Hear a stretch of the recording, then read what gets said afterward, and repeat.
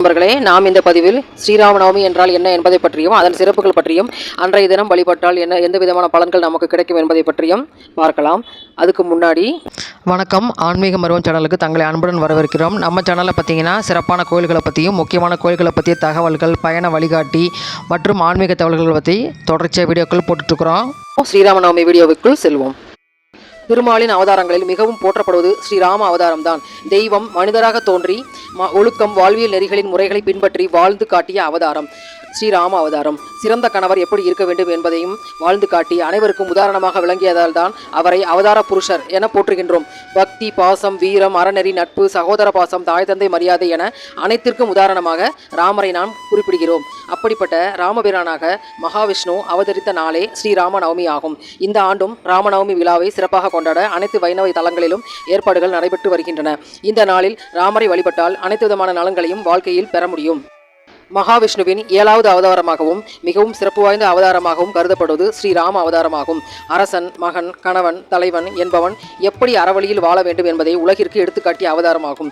ஸ்ரீராமர் அவதரித்த நாளை ஸ்ரீராம நவமி திருநாளாக ஆண்டுதோறும் கொண்டாடி வருகிறோம். பங்குனி மாதம் வளர்பிறையில் வரும் நவமி திதியில் ஸ்ரீராமபிரான் அவதரித்தார். வட இந்தியாவின் சில பகுதிகளில் ராமநவமி 9 நாள் விழாவாக கொண்டாடப்படுகிறது. இது ராம நவராத்திரி என்றும் அழைக்கப்படுகிறது. ராமநவமி விழா 10 நாள் விழாவாக கொண்டாடப்படுவதே வழக்கம். ராமநவமி விழாவின் நிறைவாக ஸ்ரீராமர் சீதை திருக்கல்யாண வைபவமும் ஸ்ரீராமர் பட்டாபிஷேகமும் நடத்தப்படும்.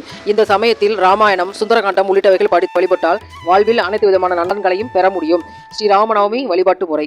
ராமநவமி அன்று அதிகாலையில் எழுந்து நீராடி வீட்டிலுள்ள ராமர் படத்திற்கு குங்குமம், சந்தனம் வைத்து துளசி மாலை அணிவிக்க வேண்டும்.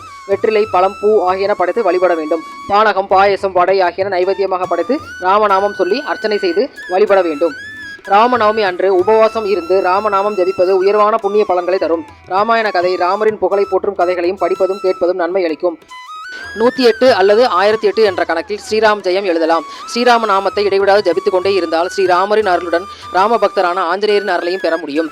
ராமநாமம் ஒலிக்கும் இடத்தில் எல்லாம் ஸ்ரீ ஆஞ்சநேயர் வாசம் செய்வார் என்பதால் ஸ்ரீராம நாம பாராயணம் செய்ய வேண்டும். இது அனைத்து விதமான பாவங்களையும் போக்கும் ஆற்றல் நிறைந்தது.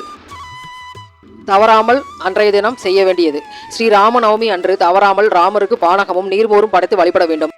ராமர் காட்டில் இருந்தபோது பானகம் மட்டுமே அருந்தியதால் அது அவருக்கு விருப்பமான பானமாக கருதப்படுகிறது. ராமநாமம் ஜபிப்பதால் பிரிந்தவர்கள் ஒன்று சேர்வார்கள். லட்சுமி கடாட்சம் நிறையும், பகைகள் அழியும், நோய்கள் நீங்கும், குழந்தை பாக்கியம் கிடைக்கும், வீட்டில் செல்வ வளமும் மன நிம்மதியும் மகிழ்ச்சியும் நிறைந்திருக்கும். எனவே நாமும் ஸ்ரீராமநவமி திருநாள் அன்று ராமநாமம் ஜபித்தும் ராமருக்கு வழிபாடு செய்தும் ஸ்ரீராமரின் அருளுக்கு பாத்திரமாவோம்.